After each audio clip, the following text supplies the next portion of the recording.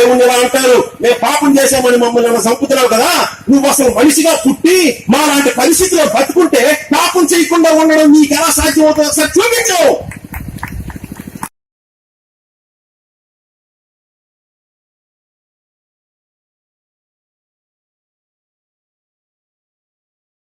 ఈరోజు మంగళవారం కదా, 2 రోజులు పోయిన తర్వాత శుక్రవారం గుడ్ ఫ్రైడే. ఈ లోకానికి యేసుక్రీస్తు ఒక చేతకాని దేవుడు. వీళ్ళని వాళ్ళ దేవుడు గొర్రెలు అన్నాడు ఈ క్రైస్తవులు. ఎందుకు? వీళ్ళు నిజంగానే గొర్రెలు, వాళ్ళ దేవుడే అన్నాడు వాళ్ళ గొర్రెలని. ఎందుకంటే ఒక్కడ తలకాయ ఉండదు. చేతకానిలాగా సిలువుపై అలా చచ్చినోడు దేవుడు ఎలా అవుతాడు? ఆలోచించరా కాస్త. దేవుడు అంటే ఎలా ఉండాలో తెలుసా? హీరోలో ఉండాలి, స్టైల్ ఉండాలి, అందం ఉండాలి, దప్పం ఉండాలి, అది ఉండాలి, ఇది ఉండాలని చెప్తారు.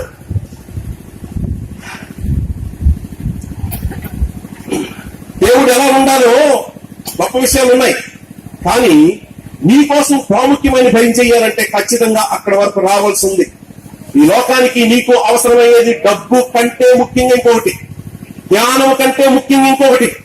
ఈ లోకానికి దేవుడు మనుషులను రక్షించడానికి వస్తే మూటలతో కాదు రావాల్సింది, గ్రంథాలతో, పుస్తకాలతో, జ్ఞానంతో కాదు రావాల్సింది, ప్రాణం ఇవ్వడానికి రావాలి. ప్రపంచంలో ఎంతమంది మనుషులు అందరికీ అత్యవసరమైంది డబ్బు కంటే, జ్ఞానము కంటే, అధికారము కంటే, శక్తి సామర్థ్యాలు, గొప్పతనాలు, అందం, ఆరోగ్యము కంటే ప్రాముఖ్యమైనది ప్రాణం. ఎందుకో తెలుసా? ప్రతి ఒక్కడు మరణ భయములో ఉన్నాడు. ఈ ప్రపంచ చరిత్రలో చాలా మంది ఉన్నారు. అధికారులు, రాజులు ఒకటి కాదు, అనేక రంగాల్లో గొప్ప గొప్ప వాళ్ళు ఉన్నారు. కానీ ప్రతి ఒక్కడు చచ్చాడు. దేవుడు ఈ లోకానికి ఏదైనా మేలు చేయడానికి వస్తే ముఖ్యంగా ఆ మరణపు ముళ్ళుని పెరగడానికి రావాలి, మరణాన్ని ఓడించడానికి రావాలి. మరణాన్ని ఓడించింది నేను కాబట్టి నువ్వు మరణించినా తిరిగి లేపగలిగే సత్తా నాకే ఉందని ఈ లోకానికి నిరూపణ ఇవ్వాలి. ఏదో ఎవరికి తెలియని యుగంలో వస్తే రుజువులు ఎవరికి తెలుసా? యేసు 2000 సంవత్సరాల క్రితం వాడే. 2000 సంవత్సరాల క్రితం వచ్చినాడు, మధ్యలో వచ్చినాడు. దేవుడు ఎలా అవుతాడు? నీకు అర్థం కావడానికి మధ్యలో ఎందుకు వచ్చాడో తెలుసా? ఈ లోకమంతటికి రుజువులు ఉంచడానికి. ఎప్పుడో చేస్తే ఎవరు చూశారని మాట్లాడతారు, ఇప్పుడు చెయ్యి అంటారు. ఇప్పుడు చేస్తే మరి ఆ రోజులు ఉన్నానుకో. ప్రపంచ చరిత్రకి మధ్యలో చేశాడు. ఈ ప్రపంచమంతటికి ఒక రోజు వచ్చి తీర్పు తీర్చడానికి యోగ్యుడు ఎవరు, లేక రక్షించడానికి యోగ్యుడు ఎవరు? దేవుడు ఈయనే అనడానికి రుజువు ప్రపంచ చరిత్ర అంతటికీ తెలిసి, రుజువులు ఉంచి, ఈ రోజు కూడా అవసరమైన రుజువులు ఉంచి ప్రపంచమంతటికి ఒక్కడు చూపించాడు. మరణాన్ని ఓడించిన ధీరుడు, వీరుడు, హీరో ఉంటే ఇదిగో ఈయన లాగా ఉండాలి. ఆయన పేరు యేసుక్రీస్తు.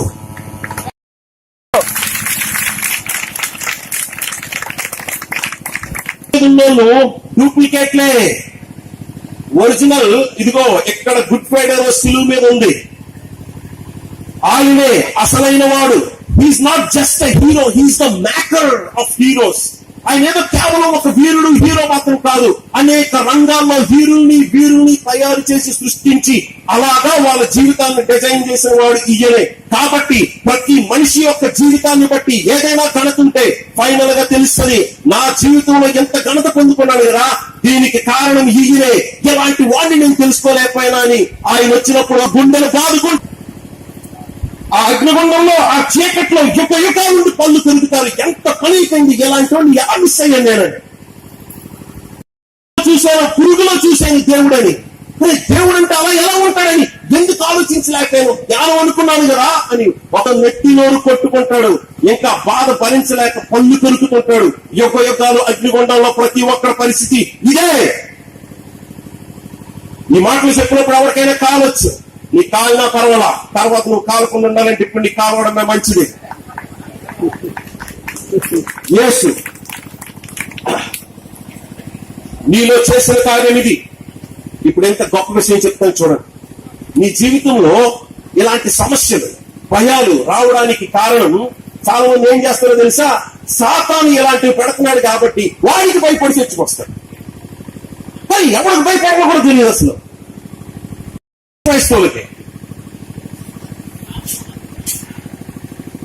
పుట్టించటయు మరణము నొందించటయు నా వశం. మనుషుల్ని పుట్టించుచు పాతాళానికి పంపుచూ ఉన్నవాడు యెహోవాయే. కొట్టేవాడు, గాయాన్ని బాగు చేసేవాడు నేనే అని చెప్పాడు. యెహోవా చేయకుండా పట్టణములో ఉపద్రవము జరగదు అని చెప్పాడు ఒక దగ్గర. ఈ మాట అర్థమవుతుందా? యెహోవా చెయ్యనిది పట్టణములో ఉపద్రవము కలుగునా అని అన్నాడు. ఉపద్రవం అంటే ఏంటో తెలుసా? ఒక గొప్ప ప్రమాదం, మరణం. అది గ్యాస్ సిలిండర్ పేలిపోయి పేపర్లో చూడొచ్చు. గ్యాస్ సిలిండర్ పేలిపోయి ఒక 4 చచ్చిపోయారు అన్నారు అనుకోండి. దానికి బైబిల్ ఏం చెప్తుందో తెలుసా? యెహోవా చెయ్యనిది పట్టణములో ఉపద్రవం అంటే గొప్ప ప్రమాదము జరుగునా అని అన్నాడు ఒక దగ్గర. ఒక అగ్ని ప్రమాదం కావచ్చు, సునామీ కావచ్చు, భూకంపం కావచ్చు, ఏదైనా ఒక గొప్ప ప్రమాదం జరిగి మనుషులు చచ్చారంటే చంపింది దేవుడైన యెహోవా. అలాగా మనుషుల్ని చంపాలంటే ఆయనకి ఎథిక్స్ ఉన్నాడంటే ఖచ్చితంగా మరణాన్ని ఆయన కూడా అనుభవించాలి. అందుకు శరీరాన్ని ధరించాడు.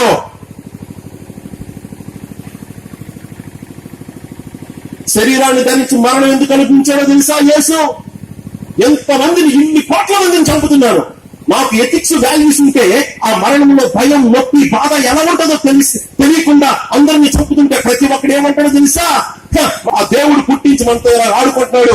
అతగాడికి ఒక శరీరం ఉంటే తెలుస్తుంది మరణం ఎలా ఉంటుందో, అందులో నొప్పి ఎలా ఉంటుందో, అందులో భయం ఎలా ఉంటుందో.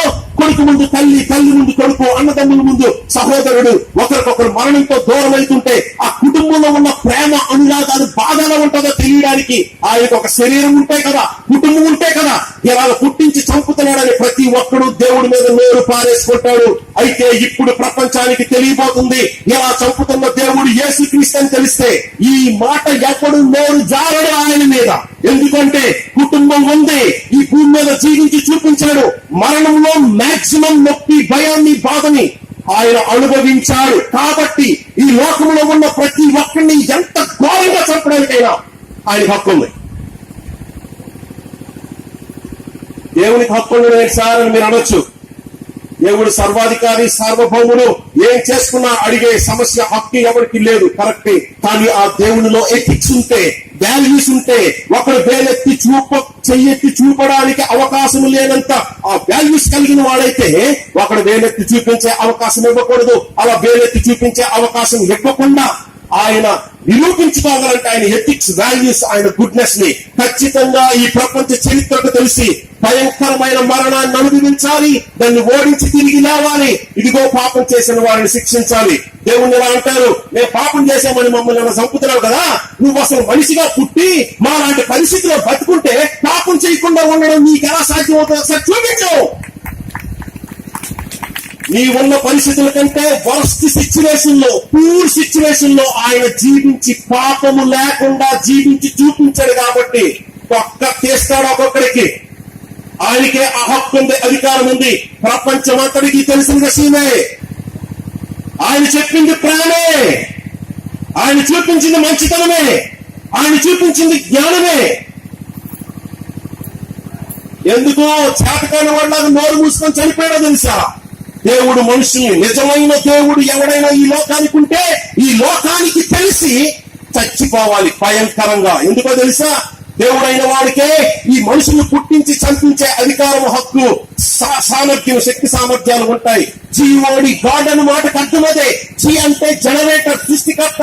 ఓ అంటే ఆర్గనైజర్, పోషించేవాడు. డి అంటే డిస్ట్రాయర్, చంపేవాడు. ఈ 3 పనులు చేసేది యేసుక్రీస్తు. కాబట్టి లోకానికి ఆయన ముందే చెప్పాడు, ఇదిగో రెండవసారి యుగాన్ని నాశనం చేయడానికి, యుగాంతంలో రావడానికి ఎవడు ఫిట్టు, ఎవడు అర్హుడు? పాపాన్ని బట్టి ఈ యుగాన్ని నాశనం చేయాలంటే ఈ భూమి మీద ఉన్న అట్లీస్ట్ 700 కోట్ల మందిని చంపాలి. 700 కోట్ల మందిని చంపడానికి రాబోతున్న ఆ యుగ పురుషుడు దేవుడైతే, గొప్పోడైతే, మంచోడైతే, నీతిమంతుడైతే పాపం చేస్తారని ముందు తెలిసి ఎందుకు పుట్టించావా?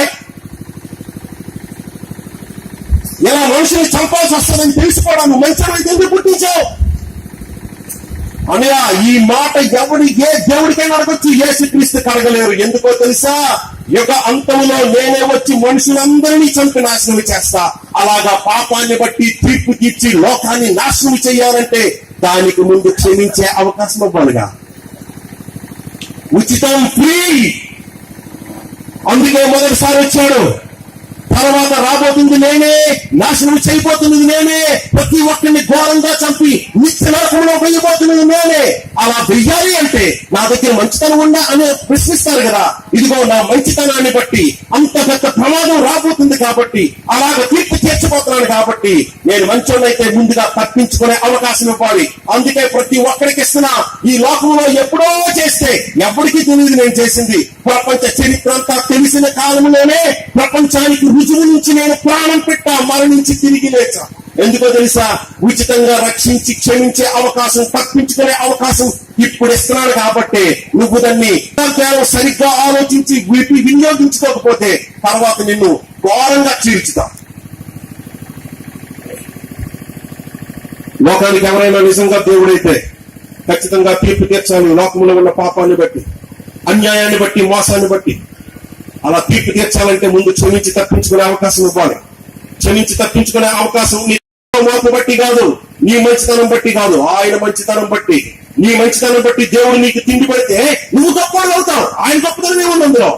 నీ మంచితనం బట్టి దేవుడు నిన్ను పరలోకం తీసుకుని వెళ్తే నువ్వు గొప్పవాడు. ఆయన చర్చికి వచ్చే ఎవరి గురించి పాటలు పాడాలో తెలుసా? లోకమంతా ఎలా పాడైపోయినా నువ్వు పరలోకం వచ్చావంటే నువ్వు ఎంత అద్భుతం, నువ్వు ఎంత మంచోడు, ఎంత గొప్పడు అని నా గురించి నేనే పాట పాడుకోవాలి. నా మంచితనం బట్టే నాకు ఒక పూట తినడానికి ఆహారం దొరికితే ఆహారం తినే ముందు దేవునికి థ్యాంక్స్ చెప్పను. హే, లోకమంతా చెడిపోయింది, పాడైపోయింది, నువ్వు ఎంతో కొంత మంచోడు కాబట్టి నీకు మంచి జరుగుతుంది, నువ్వు సూపర్ రాని నా మీద నేను పాట పాడుకొని నాకు నేనే థ్యాంక్స్ చెప్పుకొని తినాలి.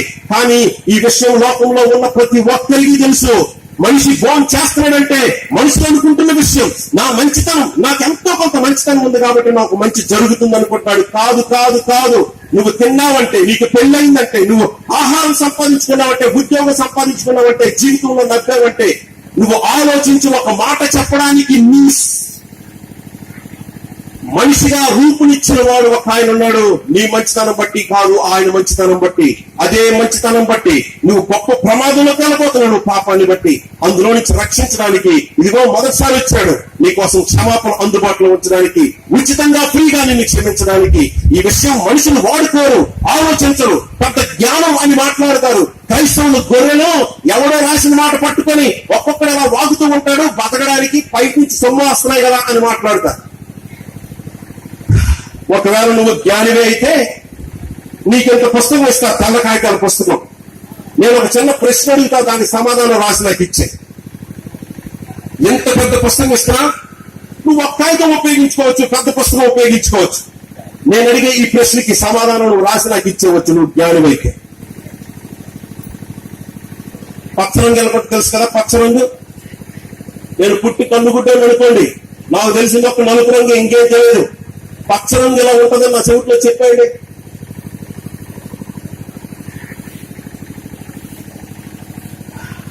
ఎరుపు రంగు ఎలా ఉంటుందని రాసిచ్చి అనుకోని.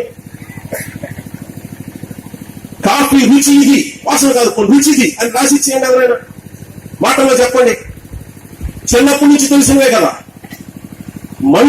మనిషి యొక్క జ్ఞానాన్ని దేవుడు దెబ్బ కొట్టి ఛాలెంజ్ చేస్తూ ఉన్నాడు.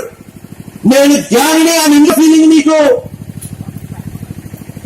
నువ్వు ఏదైనా సబ్జెక్ట్ గురించి జ్ఞానం అనుకో, కానీ దేవుని గురించి కాకూడదు. నీకు చిన్నప్పటి నుంచి బాగా తెలిసిన పచ్చరంగి ఇలా ఉంటాదని మాటల్లో పెట్టగలవా? కాఫీ రుచి ఇలా ఉంటుంది, వాసన ఇలా ఉంటుందని నువ్వు మాటల్లో పెట్టగలవా? చెప్పగలవా? మనకి బాగా తెలిసిన ఈ విషయాన్ని మాటల్లో చెప్పలేనప్పుడు దేవుని గురించి ఎలాగో కంక్లూజన్ వచ్చేస్తారు సార్ మీరు. దేవుని కూర్చున్న సబ్జెక్టుకి వచ్చేసరికి బాగా వెనక్కి తగ్గి ఆలోచించాలి. తొందరపడకూడదు ఊరికే. ఒకవేళ నీ వల్ల కాకూడని పని ఏదైనా జరిగిపోతే నువ్వు చాలా చెల్లించాల్సి ఉంటుందన్నయ్య.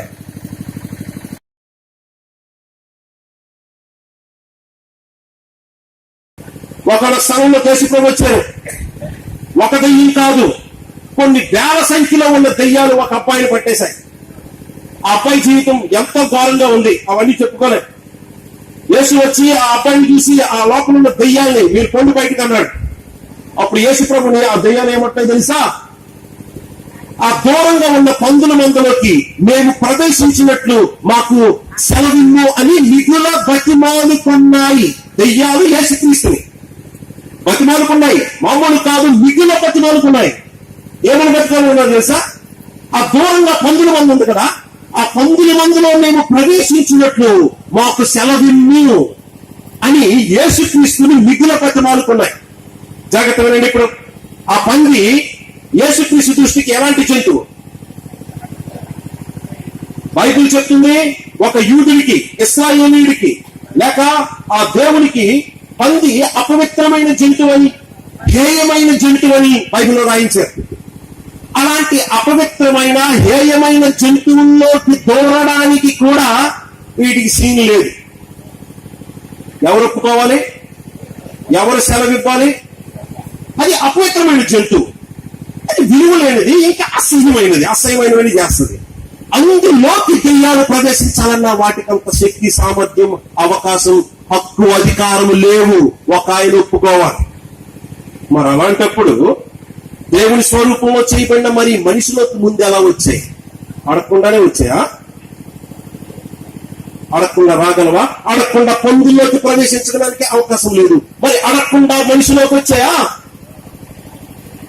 ఆయన ఒప్పుకుంటేనే వచ్చాయి. కొన్ని అడిగే అనుకుంటాం, మరి ఆయన ఒప్పుకుంటేనే వచ్చాయా?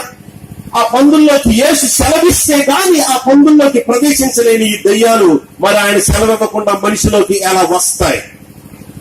మీకు అర్థం కావాల్సింది ఏంటో తెలుసా? మీరు భయపడాల్సిన దయ్యాలు కాదు, ఆ దయ్యాలు కూడా ఎవరి కంట్రోల్లో ఉన్నాయో, ఎవరి ఆజ్ఞలు పాటిస్తున్నాయో, ఎవరు ఒప్పుకుంటే సెలవిస్తే ఈ ఒక పని చేయగలవో ఆయనకి భయపడాలి. తుఫానికి కాదు, ఆ తుఫాను ఇచ్చే యేసుక్రీస్తుకి భయపడాలి. ఒక ఆయుధానికి, ఒక శత్రువుకి కాదు, నిన్ను లెవెల్ చేయడానికి ఒక శత్రువుని సిద్ధపరిచి చూడండి, ఆ దేవునికి భయపడాలి. యేసుక్రీస్తు అంటే బయట ఉన్నది పాపం ఎలాగా తెలియదు, వాళ్ళు భయపడరు, కేర్ చేయరు. క్రైస్తవులు కూడా అంతే. ప్రేమించదు కానీ ముందు భయపడడం నేర్చుకో. ఆయన భయపడడానికి దేవునికి భయపడం. సావు కూడా